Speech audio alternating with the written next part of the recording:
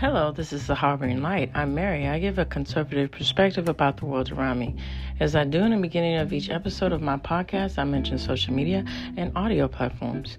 And to add, I'm on Substack. I write on Substack as a supplement for my podcast. And also, feel free to give me a rating. It would be greatly appreciated. I appreciate you listeners out there. Thank you so much. And also, you enjoy this content, follow, and share. It'd be greatly appreciated too. Thank you so much, all of y'all, for the support. So, audio platforms. I'm on Audible, Amazon Music, iHeartRadio, Overcast, Pocket Cast, Pandora, Spotify for podcasters, and I'm looking to grow to wherever you enjoy your podcast. I'm on that.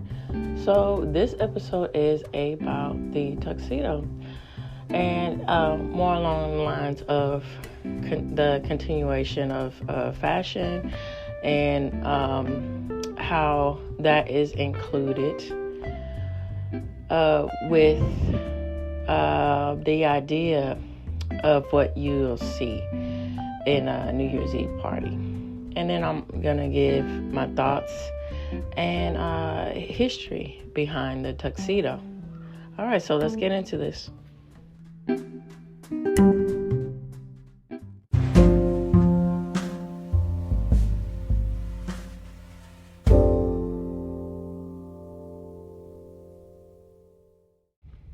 All right, so my thoughts on the tuxedo, particularly along the lines with men's fashion. I think it's interesting how everything is woven into men's fashion, how, for the most part, it's designed for practical reasons. And expanding out for the practical reasons, you have mystique styles and imagery behind it.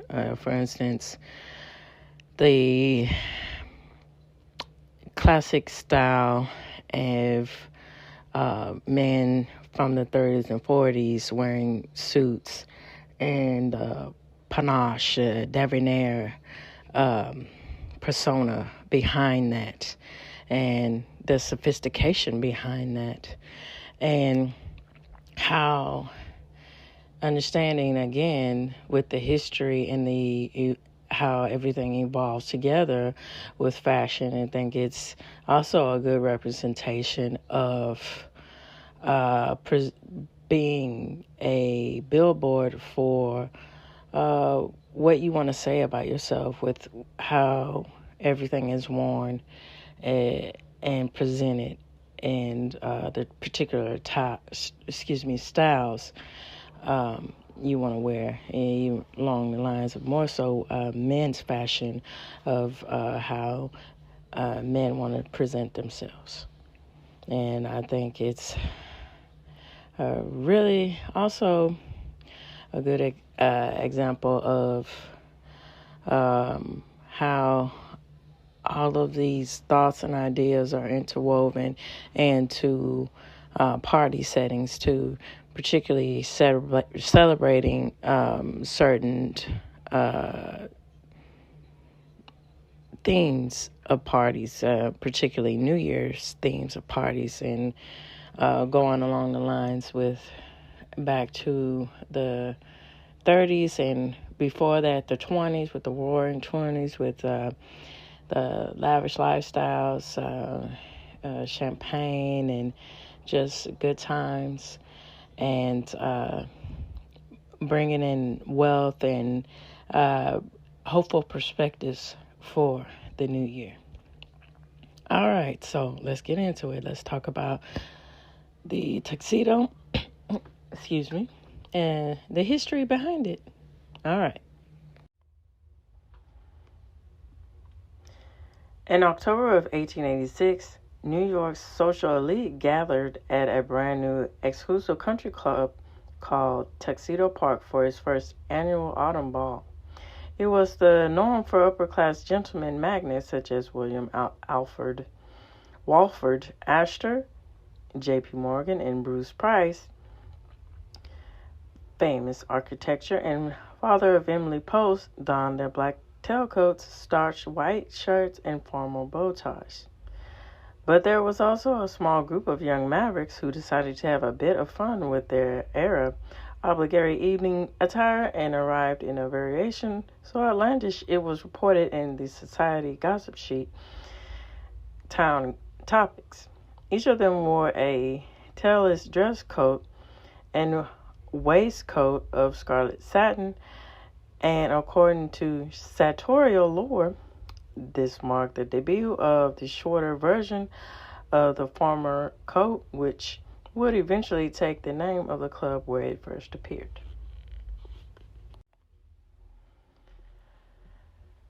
So, the actual origin of the tuxedo, however, is not quite so dramatic. For the true story, we must travel back to the 1860s and across the Atlantic to England. Despite having established a formal custom adopted by much of the Western world, English noblemen were tiring of the practice of dressing up like orchestra conductors every evening, especially if the occasion was as informal as a family dinner. Some of these gentlemen were inspired by the shorter and looser lounge jacket, a recent innovation and a precursor to the modern suit jacket designed as an informal replacement for the long formal coats normally worn during the day. The first adaptation of the lounge coat for evening use was the smoking jacket, typically made of lush velvet with a quilted shawl collar and suitable for wear when the ladies retired after dinner, leaving the men to smoke their cigars. Eventually, country squires had these jackets and made of the same dressy materials as their tailored coats and were bold enough to wear them to informal dinners at their country estates.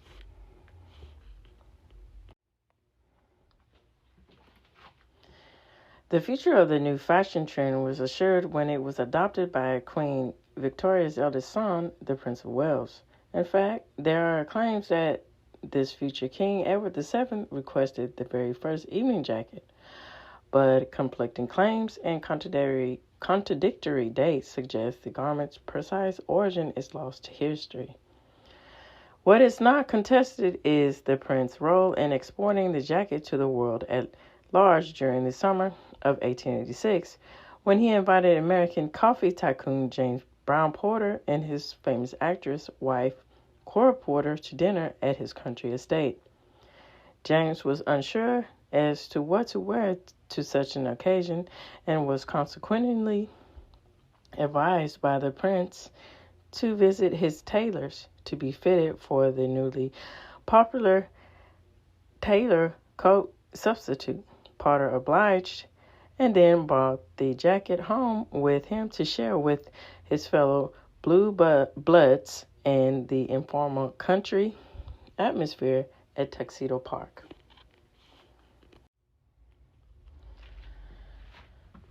All right, and all of this information will be linked in this episode, and I'm going to have it broken up into 2 parts. So here we go. This is the continuation of the first part. The story of the jacket arrival on American soil is recounted in a 1979 interview with Greenville Kane, the last surviving founder of the prestigious enclave. The essay also explains that the legendary version of the subsequent premiere by the impudent youngsters actually arose from a misinterpretation of the town's topics. Reference to the tailorless dress coat by later readers, unaware that the term dress coat was a standard synonym for tailored coat at the time. Therefore, a tailored coat without its tails would have been cut off at the waistline and tailored in a double-breasted style, just like a military mess jacket. It would not have looked anything like the tuxedo jacket, which extends down to the wearer's seat and is single-breasted. Instead, potters import made its way into American society in a much more suitable fashion when his Tuxedo Park colleagues wore it one evening to a bachelor's dinner at Del Manico's in New York City, the only restaurant where people dined in public at the time. Others took notice and associated the jacket with the name of the club to which the men belonged. It's unlikely that as James Porter packed his novel jacket into his steamer truck for the voyage home, he would have any idea of how popular it would become. But as we will see in this second part of what's going on, the journey it goes through a lot of transitions. The journey is through the World Wars, the Great Depression, the Hippie Revolution, and the disco era.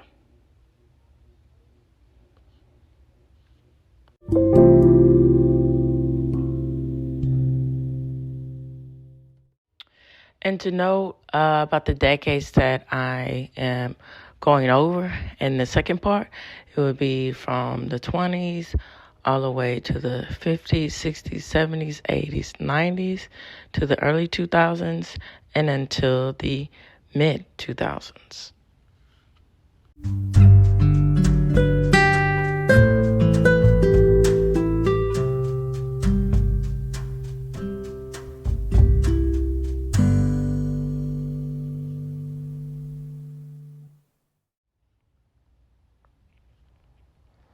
The tuxedo social status was evaluated in the 1920s when it was adopted by young and fashionable Prince of Wales as his evening coat of choice, thereby was relegating the tailcoat to very formal affairs. The garment then truly came into its own in the 1930s with the development of double breast and white versions of the jacket intended to be worn in the summer months in tandem with the new cummerbund and turned-down collar formal shirt.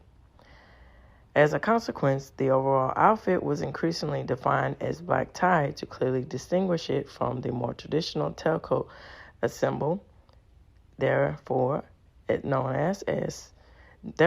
as white tie. Formal clothing was largely going on during the somber years of World War II, and when it reappeared afterwards, black tie became associated mostly with special occasions. It also lost much of its participation cast as it was taken up by the prosperous middle class of the 1950s, which favored the less formal accompaniments previously considered acceptable only in hot weather. Only the white jacket retained its tropical exclusivity, although as the decade drew on its popularity, it was increasingly challenged by dinner jackets, which separated the idea of modern materials and colors that embodied the futuristic jet age. The counterculture era of the 1960s turned men's fashion on its head by replacing hues and cuts with the exaggerated colors, patterns, and stylings immortalized by the Austin Power movies. At first, these transgressions were limited to formal summer attire. By the 1970s, all types of tuxedos were being reinvented in disco image with bell-bottom trousers, lacy ruffled shirts, and velvet bow ties. Adding insult to injury, younger dressers began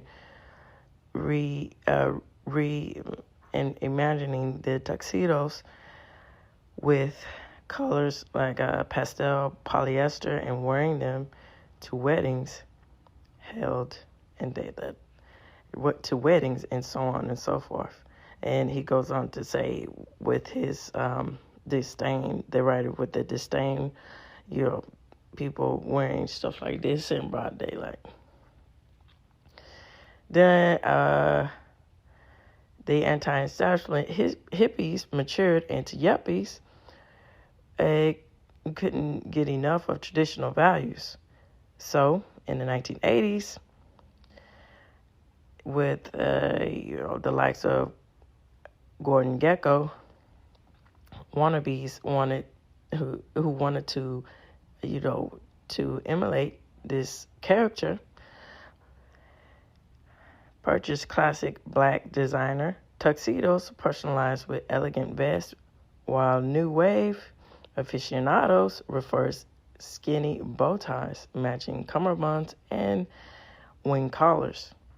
In the 1990s, the advent of casual Friday in the workplace seemed to suggest the impending demise of formal dressing, but in fact only bolstered the popularity of the tuxedo in the decade leading up to the greatest New Year's Eve celebration in history. The events of 9/11 in 2001 put a damper on the lavish celebrations and did the Great Recession of 2008. The extremely casual attitude of Gen Y has also reduced the popularity of formal traditions in the new millennium, while popularizing a stripped-down interpretation of the tuxedo that is often indistinguishable from a common black business suit, which we end in the 2011. So, a recent return in 2011 to classic styling at Hollywood red carpet ceremonies suggested that well-dressed men are once again looking to the past for inspiration. So, which shows and embodies that timelessness will resurface and it will gain interest in its own time.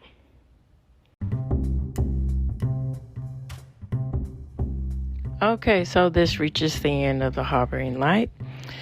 Questions, comments, concerns? Again, feel free to email me or find me on social media. And also, on the note of what I was saying in the beginning about all the support, I appreciate all the listening support from all you listeners out there. It means so much. But also to add on, I have a link where if you want to support this channel, it's provided for you. So tune in, turn up, and definitely take care. Bye-bye now.